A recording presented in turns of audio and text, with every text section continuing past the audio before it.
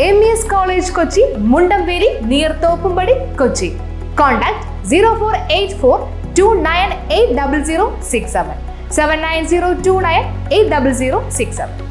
സിയാലിന്റെ IT വികസന പദ്ധതികൾ സിയാൽ 2.0 മുഖ്യമന്ത്രി പിണറായി വിജയൻ ഉദ്ഘാടനം ചെയ്തു.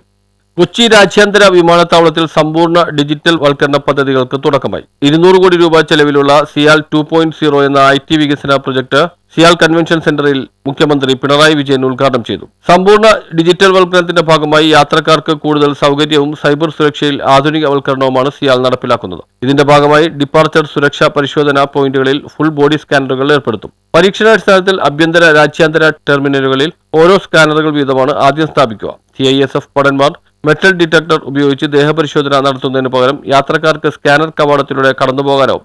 നിരോധിത വസ്തുക്കളുണ്ടെങ്കിൽ തിരികെ ഇറങ്ങി അവ മാറ്റിയ ശേഷം വീണ്ടും കടക്കാനാവും. ഓട്ടോമാറ്റിക് ട്രേ റിട്രീവർ സിസ്റ്റമാണ് മറ്റൊരു സംവിധാനം. ഇത് യന്ത്രവൽകൃതമാകുന്നതോടെ ഹാൻഡ് ബാഗുകൾ അതിവേഗം സ്കാനിങ്ങിന് വിധേയമാക്കാനാവും. വിമാനത്താവളത്തിന്റെ ഓപ്പറേഷണൽ മേഖലയിലെയും പരിസര പ്രദേശങ്ങളിലെയും സുരക്ഷ ശക്തമാക്കുന്നതിന്റെ ഭാഗമായി നിർമ്മിത ബുദ്ധി അടിസ്ഥാനമാക്കി പ്രവർത്തിക്കുന്ന 4000 ക്യാമറകൾ സ്ഥാപിക്കുന്ന പദ്ധതിക്കും തുടക്കമായി. സൈബർ ഡിഫൻസ് ഓപ്പറേഷൻ പ്രവർത്തന സജ്ജമാക്കുന്നതോടെ വിമാനത്താവളവുമായി ബന്ധപ്പെട്ട എല്ലാ ഓൺലൈൻ സംവിധാനങ്ങളുടെയും സെർവറുകളും സൈബർ സുരക്ഷാ സാങ്കേതികവിദ്യയും തദ്ദേശീയമായി തന്നെ കൈകാര്യം ചെയ്യാനാകും. പരിപാടിയുടെ ഭാഗമായി സിയാൽ ട്രേഡ് ഫെയറും എക്സിബിഷൻ സെന്ററും പ്രവർത്തിച്ചിരുന്നു. ചടങ്ങിൽ CIAL managing director S. Suhas സ്വാഗതം ആശംസിച്ചു. സിയാൽ ഡയറക്ടർ MA യൂസഫ് അലി ആമുഖ പ്രഭാഷണം നടത്തി. വ്യവസായ നിയമ വകുപ്പ് മന്ത്രി P. രാജീവ് അധ്യക്ഷ പ്രസംഗം നടത്തി. മന്ത്രി K. രാജൻ, പ്രതിപക്ഷ നേതാവ് VD Satheesan, Anwar Sadath MLA, Roji M. John MLA, Benny Behanan MP, Hibi Eden MP, advocate Jebi Mather MP, advocate Haris Beeran MP, chief secretary Dr. A. Jayathilak, CIAL director EK. Bharat Bhushan,